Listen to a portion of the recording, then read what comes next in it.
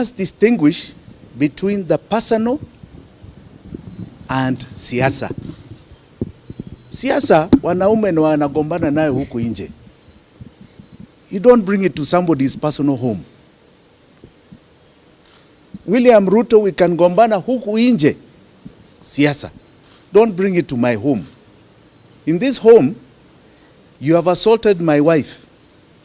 You have assaulted my children, my Gen Z children. Those policemen assaulted them. You have vandalized the home. You have stolen items here. You have broken items. What is that got to do with the siasa we do outside there? This is my home. This is where my children are. But I say my children are alive.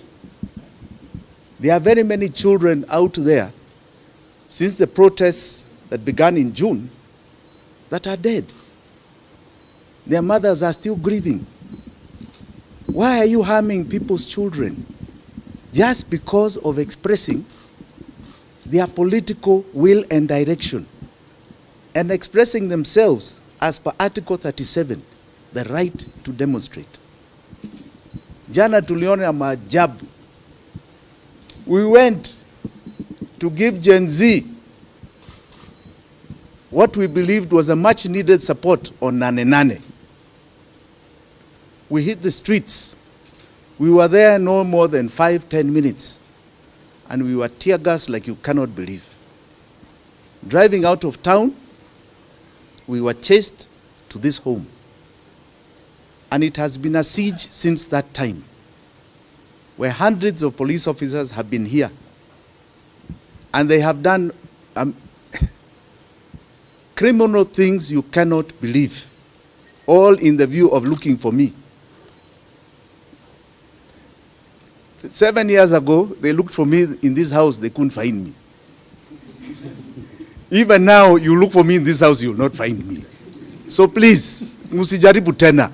You're wasting your time. Yeah? If you want me, it's a simple summons and I'll appear where you want me. Stop looking for me in this house. You'll never find me. Never. Please. Sisi wajinga. We are not born yesterday. All right? Now, I want to be very clear here. I am firm in my commitment for democracy of this nation. I have been very vocal about the economy of this nation. And it is the economy of this nation that has led to Mandamano.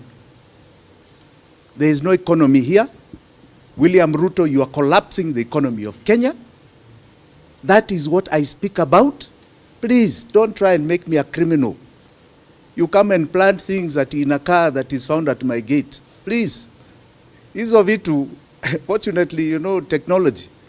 We have got a woman planting those things in that car on CCTV. You come and vandalize the CCTV here. You know, iko kitu inaitwa iCloud. It doesn't make any difference. Right? Please get with it. You seem like you are far behind technology hata nyinyi, you intelligence officers. All right? Please. You then come after taking an inventory in the night. You come again in the morning, muna plant vitu. Alafu you say take another inventory. You are here, you search the whole place, you found nothing. Then you now come to say 2 hours later, mumepata vitu zingine. Planting things, same script as 7 years ago, where you try to plant some things in my residence in Malindi to say I have guns. Come on, please. We are not children anymore. Face up to reality. Kama umeshindwa na kazi, you can kindly exit that job. That's what some of us are asking. You have failed, William Ruto. Ruto must go is not only a song, it is now a belief. Kindly, kindly. Umeshindwa na kazi. And don't fool anybody. Don't try and fool anybody. It is reality. That no matter what you do from now, it is just going to be more and more economic pain to Kenyans. And it is very unfortunate that you want to pretend and lie that you can solve our problem. You cannot. Na saa ingine, you know, be man. You know, sometimes it's good to be a man enough, as they say. Kama umeshindwa na kazi useme, hii afadhali tupatie mtu mwingine aendelee nayo. Sisi tumeshindwa. That is the only reason why you're seeing us being victimized. Why they are trying to brand us as criminals. We are not criminals. We are voicing everything here openly. We are being very clear. We don't know what you are fearing with our voices. We are going to keep speaking, right? And we are going to continue. And I can tell you, the time for honoring yourself is soon coming to an end. Asanteni sana. I also would like to thank those who have stood with my family when I have been in hiding in these premises. Let me say I was watching events, and I want to thank those who have stood with my family. Raila Amolo Odinga, Martha Karua was here for hours. Kalonzo Musyoka made some calls to my lawyers. Eugene Wamalwa was here. A lot of relatives and friends. More importantly, my good friend Willis Otieno, my lawyer, my deputy, lawyers like Osiemo, friends like Kibuchi, lawyers like Njage. I can tell you the list is long. And I want to encourage Kenyans. There's nothing like brotherhood and neighborhood. There's nothing better. Only family is better than that. Stand with your people, stand with your person next to you when they're in problems. Stand with them when they are doing the right thing, but they are in problems. Tomorrow it will be you if you don't stand with them. I can say today people stood with me. For those kids who have been killed during this Mandamano, I want to tell you with all my heart, I stand with you. I stand with those families. And if you want to kill more William Ruto, don't worry. You know, you also have children. The curses of God are wide and far. Be very careful. Very careful. Very, very careful. Because with every bad deed you do, you define your exit. And history has a lot of records. So kindly, stop killing our children. It's about time we stop those tabias. So please, Kenyans, stand with those who are hurting for expressing their democratic right, for voicing their opinions, for standing up for the better of Kenya, because that's what they're standing up for. God bless you all. Asante sana. Yes, Honorable Jimi, have you recorded any statement for a statement with who? To this end, with the DCI. Have I received summons? You haven't received any summons? No, who has summoned me? I've received no summons. What statement? About for what? Have I committed a crime? The breakage they've done in your residence? Oh, against them? Yeah. Oh, that I will sue them for monies they cannot believe. Probably how much? A lot of money. They are doing the assessment. Yes. Maybe perhaps for you to give us a rough estimate of what exactly they've destroyed there, just a rough estimate.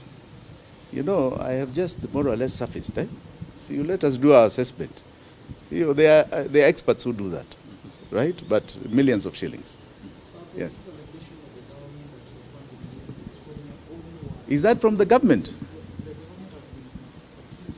Have they said it? Who has said it? Which government has said that? I sue them directly. But let me also say this. Let me say this. Let me say this. Let me say this. Let me say this. I don't know what funding Gen Z is. Let me be very clear, and I want you to catch me very clearly. June 18th, when the first Mandamano began, there was a request for money to help those who had been jailed. I publicly donated money to help many come out of bond. Some came out on free bonds, others were bonded. I even put it on my Twitter feed, X, that I have done so. Let me also add, but let me tell you, if there was somewhere to fund them, I would fund them. If there was some channel, I can take the little money I have to make sure that they have water, and that they have toothpaste so that they can handle this tear gas that is illegally thrown at them, I would do it. Are they doing anything illegal? No. They're exercising their democratic right. All right? So I would like to know which government agency is saying I am funding, and what is this funding? They are looking for scapegoats. They started with, I think, Russia. Then they went to Ford Foundation. Now it's Jimi Wanjigi. Please. Please. Yeah, we're not stupid. This is just a big joke, right? They are looking for scapegoats. They are the cause of this problem. William Ruto is collapsing the economy of this country. The problems are just not even begun yet. You see problems here you've never even imagined going forward, right? He's a sinking ship, and he's looking for scapegoats. I'm sorry, Kenyans will not be your scapegoat, and I will not be either. Maybe we've seen you publicly advise the president on how he can get us out of the debts that we are in. Has he tried to reach you so that you can be able to maybe help him to do so the way you've been advising on it? Let me put it a different way. When William Ruto came to power, I gave him a year to try and sort out the debt problem and the issues plaguing this country. And I said I will not comment anything against him until his first budget. After his first budget, I communicated with him. And I was very clear that he is committing illegalities in his budget. He didn't seem to understand, or he was deliberately not understanding what I was telling him. I subsequently told him that I would challenge him on the illegalities that he is committing on our financial laws. That illegality has been challenged. It started with the Finance Bill of 2023 that you saw Kia Omtata progress. And I can tell you a lot of my own experts were the ones who gave the information and did the draft. People like Willis here were part of that drafting. And you can see, just a week ago, the Finance Bill of 2023 had been angushwat, sili angushwa, by the courts of law. The 2024 Finance Bill was angushwat by Gen Z. The interesting thing that William Ruto should know, and the government should know, is that that ruling has far-reaching effects. It takes us back to the revenue of Uhuru's Finance Bill of 2022, which means today VAT on petroleum should be at 8%, not 16%, for example. He has continued to impose a 16% VAT on petroleum as an illegality over the last 1 week or so. Now, what is more far-reaching is that that ruling said the following, that the revenue estimates as envisaged in the Constitution of Kenya have never been tabled by William Samoei Ruto in his first budget and his second budget, this one. And that thus the finance bill is illegal now and unconstitutional. It means his appropriation bill, where you anchor revenue estimates and expenditure estimates, are illegal. That is what is called the budget. So his budget of 2023 was illegal. His budget of 2024 is illegal. It means the debt that he's proposing to take and he has taken since he came to power is illegal according to the laws of this country. So I want to tell you, you're going to see what you call economic collapse, perpetuated by constitutional illegality by one man called William Samoei Ruto. He will see it, it's coming, we will all feel it, but I want you to understand, he is the one who's done it, and it's deliberate. And because it is illegal, it cannot fall on our shoulders as Kenyans. We are not going to carry that burden. He has to carry it himself. It is not going to be put to us to deal with. He has to deal with that illegality.